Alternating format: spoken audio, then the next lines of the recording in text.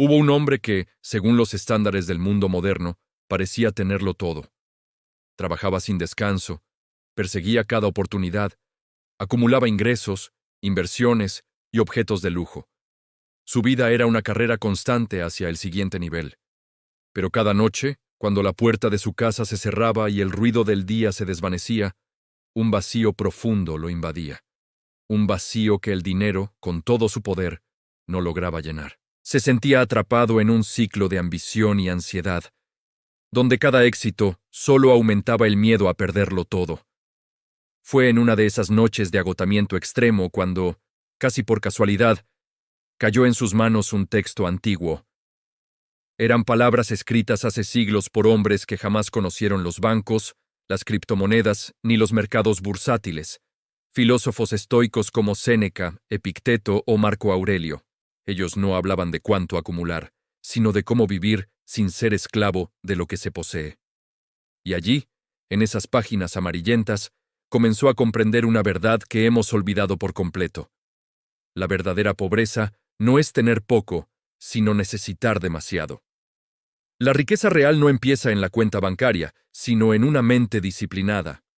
Los estoicos no veían el dinero como un fin en sí mismo, sino como una consecuencia, una herramienta indiferente. Enseñaban que quien domina sus propios deseos es infinitamente más poderoso que quien domina imperios. Entendían que el apego excesivo a los resultados externos, ya sea el dinero, la fama o el reconocimiento, convierte al ser humano en un rehén del azar. Por el contrario, el desapego consciente, la capacidad de aceptar lo que no podemos controlar, nos convierte en arquitectos de nuestro propio destino. Aquel hombre empezó a entender que su constante ansiedad financiera no venía de la falta de ingresos, sino de su dependencia emocional al resultado. El miedo a perder lo que tenía, el pánico a no ser suficiente si el dinero faltaba. Esa dependencia lo llevaba a tomar decisiones impulsivas, a comprar por impulso para calmar una angustia momentánea, a compararse sin cesar con otros en una carrera interminable, sin una meta clara. Era como correr en una cinta, sudando, agotado, pero sin avanzar un solo metro hacia la verdadera paz. Fue entonces cuando comprendió la sabiduría de lo que podríamos llamar la cartera del monje. Una cartera invisible, ligera, donde solo se guarda lo esencial. No billetes, sino virtudes, disciplina, autocontrol, claridad de valores y, sobre todo, propósito. El monje, como el sabio estoico, no rechaza la riqueza. Si llega, la utiliza con sabiduría, pero nunca deja que lo utilice a él. No se aferra a ella, no construye su identidad sobre ella. Su valor no depende de su saldo bancario. Los estoicos enseñaban que el valor real, la única riqueza que nadie puede arrebatarnos, está en lo que depende exclusivamente de nosotros. Nuestro carácter, nuestra ética, nuestra capacidad de resistir la tentación del exceso, nuestra habilidad para actuar con razón y serenidad, incluso cuando el mundo a nuestro alrededor se vuelve loco. Esta es la verdadera fortaleza. Es fácil ser generoso cuando se es millonario, pero ¿eres generoso cuando tienes poco? Es fácil ser ecuánime cuando todo va bien, pero ¿mantienes la calma en medio de una crisis financiera? Ahí reside la auténtica valía. Cuando ese hombre empezó a aplicar esta filosofía a su vida financiera, algo cambió profundamente. Dejó de perseguir el dinero desesperadamente y empezó a construirlo con paciencia y estrategia. Dejó de gastar para impresionar a los demás y empezó a invertir para sostener su libertad y su futuro.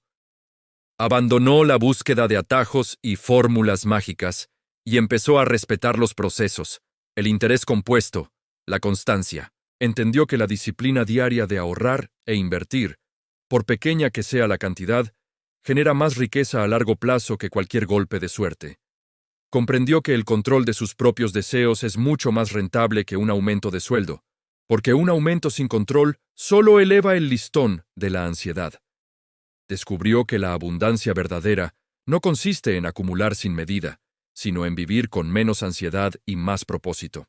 En saber que tienes lo suficiente y que si lo perdieras, tu paz interior y tu capacidad para reconstruirte seguirían intactas.